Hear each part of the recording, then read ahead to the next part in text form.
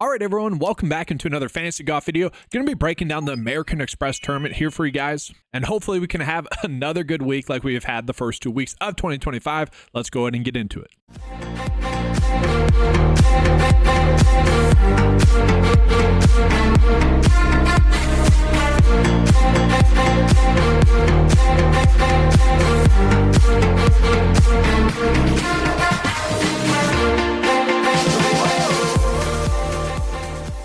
So yes, guys, just a quick breakdown of what we're going to be covering in this video. We'll do a quick recap from last week. Again, another good week. We'll get into the tournament preview for the American Express.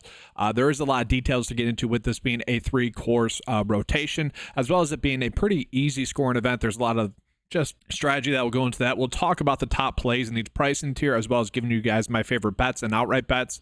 Then we'll show you guys the lineup process, giving you guys my first look build, and then comparing that against the 9-to-5 data's optimal build as well. So let's start off with the recap betting wise. So guys, over the last 2 weeks on Twitter, I've been really trying to put out all the best bets, 3-ball bets, matchup bet wise. I'm thinking I'm going to do that for the first month just to get it out there that, yeah, the 9-to-5 data is crushing it once again this year. Looking at it, guys, 3-ball bets, pretty darn good. 12 wins, 16 losses, 6 ties.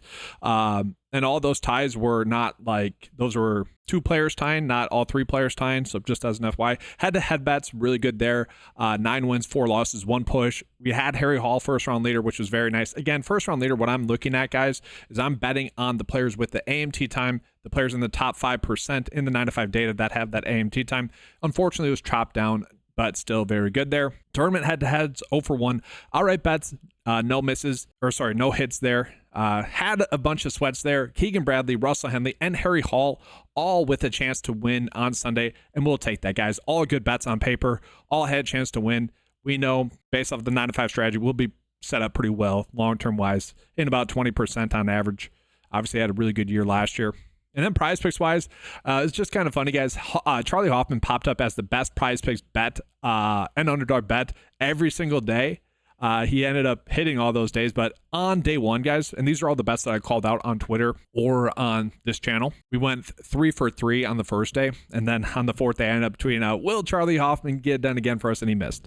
But really solid week, guys. Over 29 units profit there. Very good stuff there, which continues the really good week that we've had betting, or season that we've had betting through 2 weeks thus far, but also a very good week DFS wise there as well. So looking at the recap DFS wise, we are not on Nick Taylor, guys. I don't really regret not being on Nick Taylor. That is not my style. I'm not going to go in on a bad outright bet. That's just not kind of what I'm trying to do. My strategy is going to be place good outright bets every single week, knowing that we'll have around 20% outright winners come season end. And obviously that's based off of the lot. Every single year that we've done that, guys, outright betting wise, been very good there. Last week did really just go as expected, though. We had a random winner in Nick Taylor there. And I'm actually just real quickly, guys, I'm a little bit worried about Nick Taylor's win in the sense that I think it might lead to people making bad bets. Maybe throughout the season, they're going to want to chase that kind of outright number. We get a player like Nick Taylor potentially winning maybe 2 times a year, where if you're someone that's kind of chasing those bad bets. And what I mean by bad bet is a player that's really not a good bet on paper, a player that doesn't fit the statistical threshold of being a good bet. Obviously, Nick Taylor having terrible form, being a terrible stat fit would make him considered a bad bet. Now, I get how people might have maybe been able to end up on Nick Taylor. Obviously a player that played in the previous week, we know that is a data point that we kind of want to look at. An extremely good course history, and he's a player that when he's been in contention, will win or has proven he can win. And so I get like people maybe being able to end up on him like long shot wise, if they're just purely looking for a long shot bet, I get that, but don't feel the need to like go out of your way to place bad bets going forward, guys. That's my concern, is that people might see that and maybe not bet on good players. So for example, guys, we were obviously on Keegan Bradley as an outright bet, really good play there. And then 2 of the core plays that I gave out to you guys last week, Russell Henley and Harry Hall, seemed like they were actually going to be 2 players that would pull through for us outright wise. So, 2 straight Sundays, pretty good cuts or outright sweats. Kyle Morikawa last week, 3 here. I would much rather be on good bets, players that rank out really well, players that are really just checking all the boxes stat fit wise. I don't like the hope and pray type bets. That's just not something I'm going to do. I'm not going to chase those type of bets, and you guys shouldn't be worried about that as well. And so getting back into the recap, it was very much a hit or miss week PGA DFS wise, as we would expect. That's going to be something we should expect this week as well. 59% of the players made the cut, which isn't good. And I was actually surprised. If you look at the 9-to-5 player pool, I didn't really catch this really, but the top end was pretty darn good. Like the process, the line process that I gave out to you guys should have yielded you profit. You guys should have been able to get there pretty easily, especially if you guys are a 9 to 5 member on the site. Should have been able to have a good week. But look at this, guys. The low and low exposure plays, lots of missed cuts there. So that kind of leads to the randomness there as well. But you kind of look at the players I was kind of going out of my way to roster, first look build and whatnot. Very good stuff there. Nico being a stud for us, ended up being pretty huge, being a high exposure play, really worked out for us. And I would have been kicking myself had he won, because he was the last player that I left off my betting card, which I would have been tilted there. But really pretty awesome stuff again, guys. Betting wise, 2 straight weeks of profit. DFS wise, 2 straight weeks of profit. And in a week where it's supposed to be more of a random week, obviously at the start of the season, higher variance, I'm pretty happy to have 2 good successful weeks. Now looking at this tournament, we got the American Express. Typically speaking, this is a more random event as well. Partially that is due to players playing on multiple courses. This is going to be a 3-course rotation. Okay, we got the Pete Dye Stadium course, which went through some renovations. They wanted to play more difficult, and I kind of expected to play more difficult. They play on the Nicholas Tournament course as well, which is typically speaking the easier of the 3 courses. So for showdown purposes, you probably want to be targeting that. If you guys are betting first round leader, you want to be doing that there as well. Now that being said, there are some markets for betting that will provide us with low round per course. And there is I forget which year it was when I tracked this. There is a year where we only missed like 2 of those in this tournament, which was pretty darn good. So I think it was 4 out of 6. And then we had the low round for the next 2 rounds. It was very awesome there. But guys, we look at the kind of past results here. Nick Dunlap winning last year really, I think, emphasizes just how random this tournament can be. Now, we had John Rahm winning as well 2 years ago. Great. We do see good players tend to play well here, but Hudson Swafford, Siwoo Kim, Andrew Landry, Andrew Long, we go through the list, and there are a bunch of random winners here as well. So we do kind of have to prepare for the randomness as well, but that's a part of the theme for early season, both fantasy golf-wise, betting-wise. Obviously, Nick Taylor winning, a little bit random there. And then DFS-wise, where we still don't know exactly what golfers are working on. We haven't seen a lot of these golfers still play competitively. We might see a golfer really have a good round one day and then have a terrible round the next day. That stuff's all going to happen. And so now, guys, let's go ahead and take a peek at the golfers with the best course history. Again, what we're looking at here is going to be golfers with multiple starts here over the past 4 years. Looking at the past 4 years data, because that's when the data is the most significant. If you guys want to toss in 5th year, you could do that as well. Xander Schauffele really been a stud here over the past 2 years. 2 straight top 5 finishes. We look at Molinari. He did miss the cut 5 years ago, but prior to that, 6th and 8th. We're not looking at Molinari as a play this week, I don't think. Davis Thompson, pretty good stuff. Siwoo Kim, former winner of this event, and has followed that up pretty well. 25th, 22nd, and 11th, good stuff there. Sanjay Im's course history really stands out to me here, guys. 6 straight made cuts, all of them top 25 or better finishes, which for this style event, I mean, that's awesome. With a kind of weird nuance event, I love seeing that. Adam Hadwin's had great course history here as well over the past 4 years. And if we go back further, Tony Finau, great course history as well. So we are Patrick Cantley, we probably are going to be facing or going with a lot of those golfers that have that good course history. Let's go ahead and jump into the top stat fits. And looking at the top stat fits, we're looking at Xander, Max Grayserman, who's obviously been playing great golf for quite some time. Nico as well, who's again playing some great golf. We got Sam Burns, also been playing some great golf, and then Patrick Cantley. So no real shocks there, good stat fit wise. Now, which key stats are we looking at, guys? This is kind of a unique week where we have some key stat data with it being on the Pete Dye Stadium course, but we don't have the data for the other 2 courses. Now, we do know that this is a scoring fest. This is a typically an event where you need to score. So we're looking at birdies are better. We know that par 5 scoring as well. You need to be converting on the par 5s to have a good week, but we also do see total driving and ball striking play a big factor.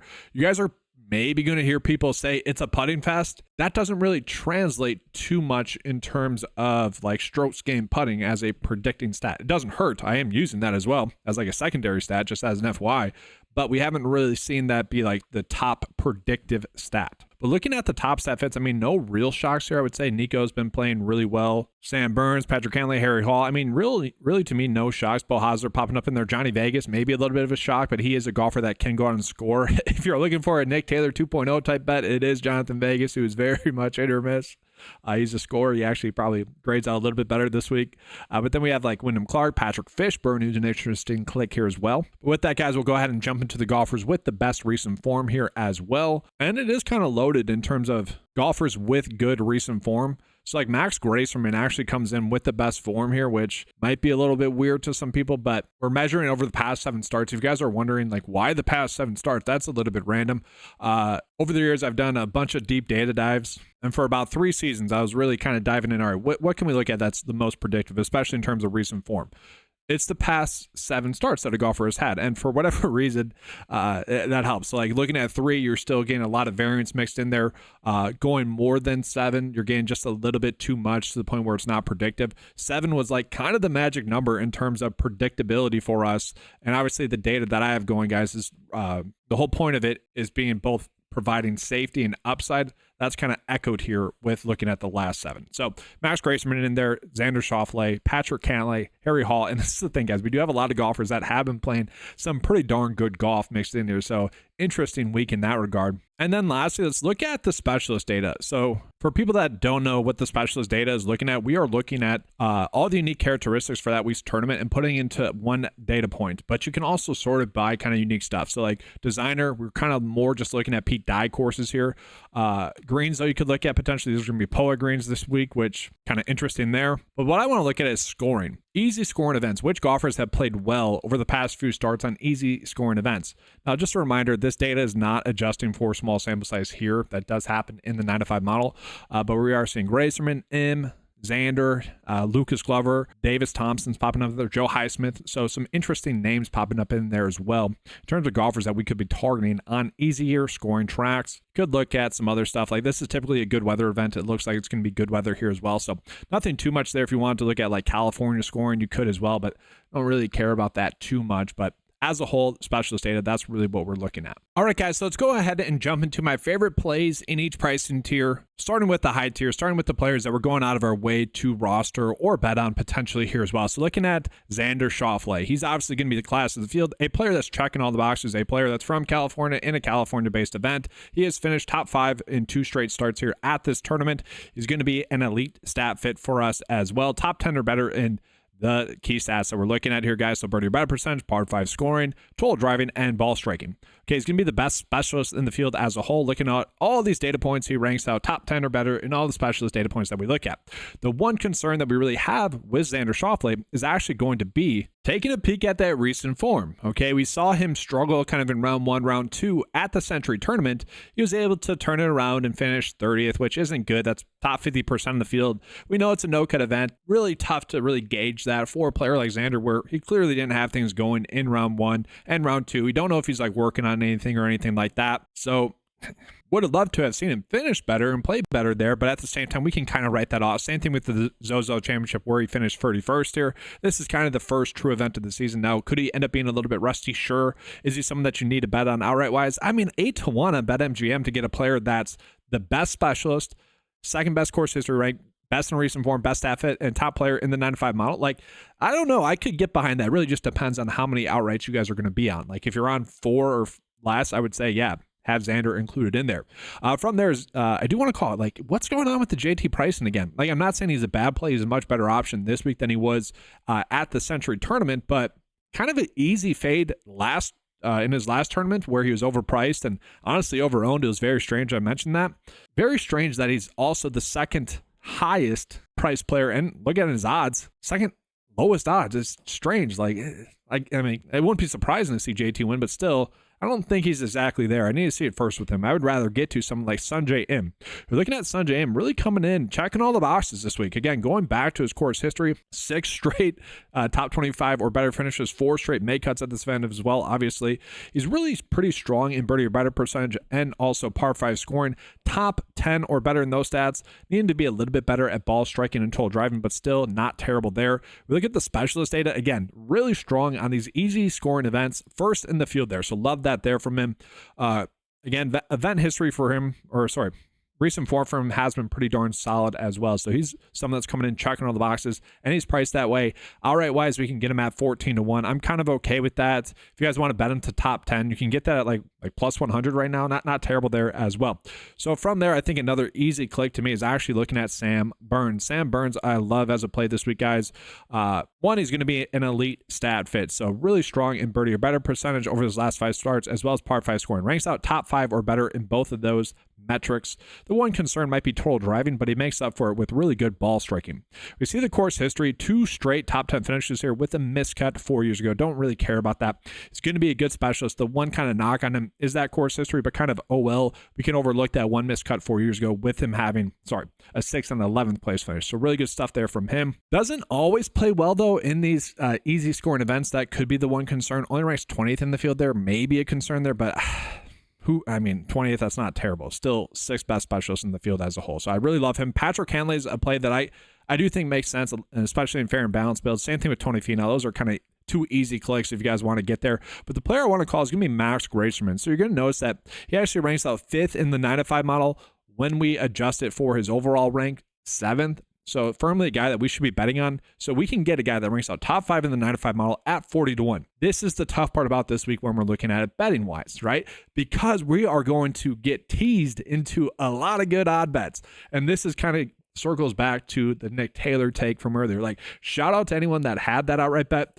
But my concern is that now people are going to have FOMO that, kind of have maybe more of my betting strategy where we're going to be focused on just placing the good bets each and every week, maybe not chase those kind of more random winners. And they're going to see a lot of odds and just like want to bet on a lot of golfers that they could find reasons to bet on.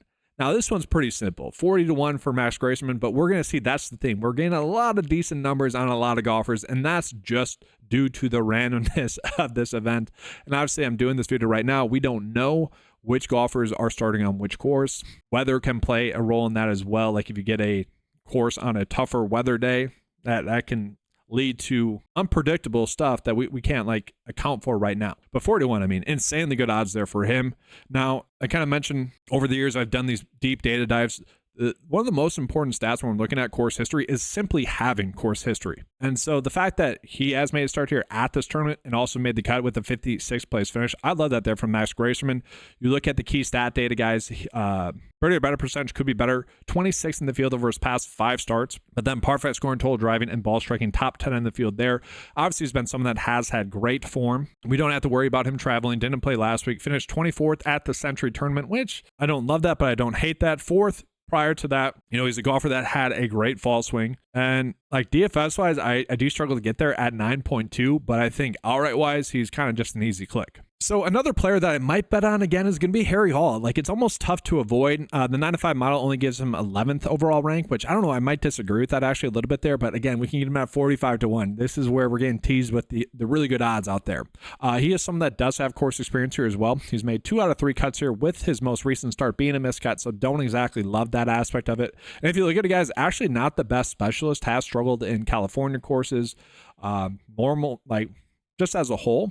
Not a good specialist. That's really the biggest concern, that course history and that specialist data kind of seeing eye to eye. A little bit worried about that, but he is someone that's obviously playing great golf right now. So par 5 scoring, 2nd best in the field, top 25 or better in all the key stats that we're looking at there as well. The form has been pretty darn solid. 10th place finish at the Sony Open, 8th place finish at the Century Tournament. Man, it did seem like he was going to win last week. I don't know about you guys, but that's kind of my thought process.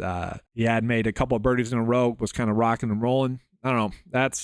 I don't know. It was weird. I felt like he was kind of the guy there. Not really Keegan or Henley in terms of the golfers I was on, but how will he respond? Because I don't know, to me, it kind of felt like he let that one get away from him, had a bad back 9, was still able to finish top 10. That's great, but is he going to be a little bit sour now? The fact that, played well at the Century, played well at the Sony Open. I doubt it, but maybe. It's a lot of golf then as well with that travel. So maybe a slight concern there. Now, Willie Z is certainly someone that's going to fall into the Nick Taylor phylum there for us, where he's not going to be a good play on paper, mostly due to poor form recently, but he is someone that can spike up and have a good week.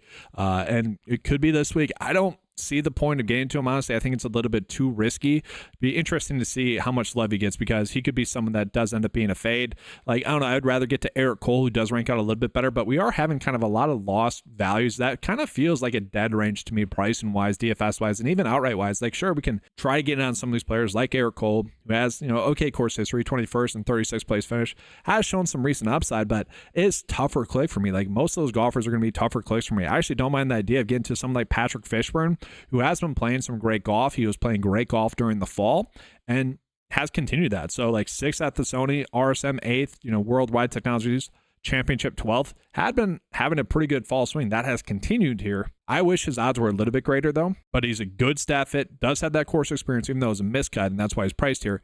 To me, this whole range though is kind of just lost on us. Like, I don't feel the need to get there. Let's actually jump down into the low tier here then, and we'll jump into Jason Day. So Jason Day is going to be one of the better kind of options in terms of a player being mispriced.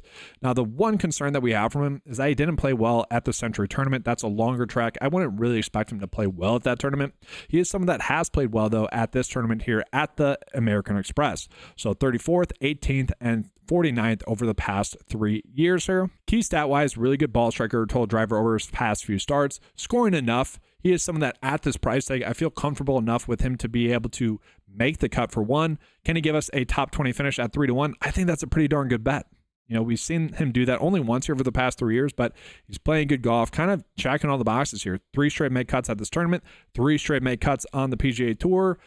Even going back to some of those no-cut events, like that's kind of the issue with the make cut streak, where he's at 6 straight make cuts. Some of those are no-cut events, kind of annoying there. But he is a golfer that's checking all the boxes. And this is where it's like, man, 7th best ranked playing the 9 to 5 mile, getting him at 80-1. Yeah, that's where we're going to be like, all right, is that even a long shot bet? Like, he's just a good bet there at that price tag. Then we continue on. So Ben Griffin was the player I went with over Nico as the last player into my outright betting card. And I was feeling pretty good about that in the first round. And then Ben Griffin had a terrible weekend pretty much. Still played good golf though. Like he found himself around the leaderboard, having a good round, still was able to make the cut, 45th place finish there. His first start of the season, getting that competitive round under his belt. How is he going to respond this week? That's my biggest question. He is a 21st ranked specialist, coming in as the 14th best pick in the 9 to 5 model, as well as the model overall. So pretty good stat fit. Really strong form, has good course history here, guys. 9th, 32nd place finishes here in his 2 starts here over the past 4 years. So he kind of feels like an easy click. Both him and Jason Day kind of feel like easy clicks. Nico is someone I'm certainly going to get to DFS-wise. I think he's fine. JT Poston, pretty good course history. Denny McCarthy is someone that's actually really popping up. I don't know how much I love that. Christian Bazoon had someone that's really popping up there as well. And that's where we're starting to get to. There's a lot of players that we could talk ourselves into, especially outright-wise. Like if you guys are someone that's betting, like Seabez, you can get at 90-1 on FanDuel. Like that's pretty crazy. Denny McCarthy, you can get at 70-1. That's strange. Why is it that different between Christian Bazoon now and Denny McCarthy? A little bit weird there. My guy Andrew Putnam is at a kind of okay price tag DFS wise. I don't think we need to bet on him really at all, but had a fine week last week at the Sony Open, 30th place finish. We'll take that there from. He's kind of a golfer that's been just pretty darn solid over the past 2 years here, or just in general on the PGA Tour, has good course history at this tournament here. So I'm fine with Andrew Putnam at that price tag, but don't need to go out of my way to roster him. And then I do think it's worth calling out Rico Hoy as well, who kind of very much hit or miss, it felt like last week, but was able to still make the cut, finishing 59th last week. So good stuff there. Again, his first competitive round in quite some time. He has a very good made cut streak going on the PGA Tour. So 14 straight made cuts. We have seen some top finishes out of him. Again, he's a golfer that does have course experience here. If we look at his recent form over the last 15 starts, top 10 in the field there. I mean, that's pretty crazy, right? And we're getting him at like 7K. I don't think we should go crazy with him to win, but maybe in the top 10, you can bet him at 10-1. He's a golfer that can score, right? He ranks out 30th in the field in birdie or better percentage. He's a good ball striker and total driver, top 20 in the field there. So I could see where you could get to him. And then just looking at kind of the values, I don't know if we need to dip down this low. Victor Perez, I think he's a golfer that gives us a chance at making the cut. Jacob Bridgman's kind of an interesting click as well, where, course history-wise, made cut here last year, 40th place finish. Relatively speaking, a good stat fit. So top 30 or better in all the key stats. So we're looking at top 20 stat fit. The recent form, a little bit spotty. Missed the cut the RSM Classic, 73rd last week, so not really good there. But prior to that, really good form there. So, how will he show up at this event? I hope he shows up well. Like, he's at a cheap price tag. Could see him having a good week. Zach Johnson, someone that has good course history here as well. 4 straight made cuts at this tournament. He's now made, well, I would have to look this up, but it feels like every time he's like a good course history type of guy, he tends to like show up and actually play better. He's actually one of those golfers that really, all right, does he have good course history? Yes. All right, we can think about him as a DFS play. Does he have poor course history? all right, we're not playing him type of player. And we saw it last week. So he's an option at 6.7. So Jeremy Paul was one of the values that I was kind of looking at, him or Utah. I ended up on Utah a little bit more. Apologies there for that guy. Should have went with Paul, who ended up making the cut last week. 45th place finish. We don't have that much data on him, though, so we shouldn't go crazy with that. But encouraging that he made the cut. It is funny with Blades Brown, just as an FYI, for the data that we have coming in, he does look like a good play, but we shouldn't be going crazy with him. I don't want to get crazy with him at all. Don't get there. And then the last player that I'm going to mention in this range is Justin Lauer, where I don't feel like the pricing's a little bit off on him. Okay, so form-wise, Sony Open, 37th place finish there. RSM Classic missed the cut, but prior to that, had been playing pretty good golf. He's typically someone that will give us a pretty good chance at a made cut, which is what he did last week. Course history-wise, 2 for 2 in terms of made cuts here. Stat fit-wise, not terrible, 40th in the field. Course history ranked 40th in the field. Ranks as a golfer that should be giving us a decent chance at a made cut, so I don't mind the idea of getting to him as well. So with that, guys, let's go ahead now and jump into the 9 to 5 core plays. So guys, the first player that I'm going out of my way to roster is going to be Sam Burns, and that's partially due to his pricing. I love Xander this week, but Sam Burns is the first player I feel like we can fit into our PGA DFS builds and feel comfortable with the rest of our build. I do like him outright wise as well. You can pretty much get him at 20 to 1 on most sites, which again, that's kind of crazy for a golfer that's ranking out extremely well. He's a golfer that's basically checking all the boxes, minus a miscut at this event 4 years ago. Elite stat fit, top 5 in the field. Recent form, top 6 in the field. Specialist wise, top 6 in the field. Overall, just a quality player. If he shows up and continues to play well like he has over the past few times that we have seen him, it's going to be tough to imagine him not being in contention to win. The next core play, you guys might have been able to guess it. It's more a core play in the sense of where he is priced, in the sense of where we can go out of our way to roster him. This is the type of player that you do see maybe be a little bit disrespected outright odds-wise, and he's someone that we can kind of get to right now. So 80 to 1 on FanDuel is actually the best odds you can get him at here. DraftKings has him at 70 to 1. We are seeing differing odds. So like PointsBet has him at 80 to 1 as well. BetMGM 60 to 1. So definitely differing odds here. And I don't know, I kind of get it. Maybe some of those odds are a little bit slow to him, but he's a golfer that is checking all the boxes this week, guys. So what do I mean by that? 3 straight made cuts, course history-wise. Love that there from him with at least a top 30 finish. Same thing, recent form-wise, really good stuff there. He ranks out as a top 20 or better stat fit as well. Top 20 in ball striking and total driving. He's a golfer that typically doesn't make many mistakes. We can expect him to be able to make the cut. And if you wanted to bet him to maybe even just top 20 at 30 to 1, I think I'd be fine with that as well. Jason Day, kind of a standout play at his price tag. From there, core play number 3, again, this is more due to his pricing, is going to be Ben Griffin. Now, I'm struggling maybe Ben Griffin outright-wise, but he does have a top 10 finish at this tournament here, which he had last year. Prior to that, a 32nd place finish at this tournament. Look at the recent form. He has shown some upside. Obviously, found himself playing extremely well in round 1. Had a terrible weekend after that, where he ended up finishing 45th in the field, so kind of bad there. But prior to that, we saw him play extremely great golf. He's a golfer that, not a terrible stat fit through and through, but a golfer that does rank out top 30 or better in the field. He's kind of another golfer where he's just checking all the boxes. And with that, at his price, DFS-wise, is going to be tough not to get to. But he's also one of those golfers that, because he's checking all the boxes, it wouldn't be surprising to see him win. 70 to 1, I'm kind of okay with that. 71 on FanDuel, 60 to 1 on DraftKings, guys. So PointsBet also has that 71. Obviously, we want to be chasing the best odds possible. Then the last core play is going to be Sungjae Im. Sungjae Im, just a top 25 machine at this tournament, and also just been playing some great golf. We see mixed in there over his past 4 starts, 3 of those have been top 10 finishes. Elite course history, guys, going to be tough to not love that. He's going to be a top 10 stat fit, top 10 projected finish there as well, which I think he could actually end up winning for us. Really through and through, he's just a golfer that we should be going out of our way to roster. Even at 10.3, I'm pretty comfortable with that. He's going to be at 14 to 1 on basically all the sites where you would be betting on there as well. So with that, guys, let's go ahead and jump into what we could be looking at first look build-wise then as well with those golfers, Sungjae Im, Sam Burns, Ben Griffin, and Jason Day. So from there, where could we go to? Well, again, I mentioned I don't mind the idea of getting to Justin Lauer at his price tag. I'm kind of fine with that. And then we have 7.3 left over. Andrew Putnam, I think I'd be fine with at this point right now. Obviously, this is a first look build. Could be changing throughout the week. But that being said, do we even need to go that crazy? Like, I do think this could end up being a fair and balanced week where we could actually just maybe skip over the $500 difference between like Sungjae Im and Sam Burns and maybe just go like Cantlay, Tony Finau, who's kind of comfortable. Maybe Max Gracerman's a play. We could get to Harry Hall instead. Like, we could end up loading there, but then we're getting a little bit too crazy. Again, guys, I did mention that to me, this 8K range, in terms of like DFS-wise, kind of feels dead. Outright-wise, I'm kind of okay with that, but we can get to Ben Griffin instead. We can get to Jason Day. We can get to Nico instead. Then we have 7.3 left over. I don't know. I kind of like that build process as well, but let's go ahead and see what the 9-to-5 data is actually telling us is going to be the better option right now. All right, guys, so jumping into the 9-to-5 lineup builder. Again, we have to round up with just give it 2 data points to go off of. So just rounding up here.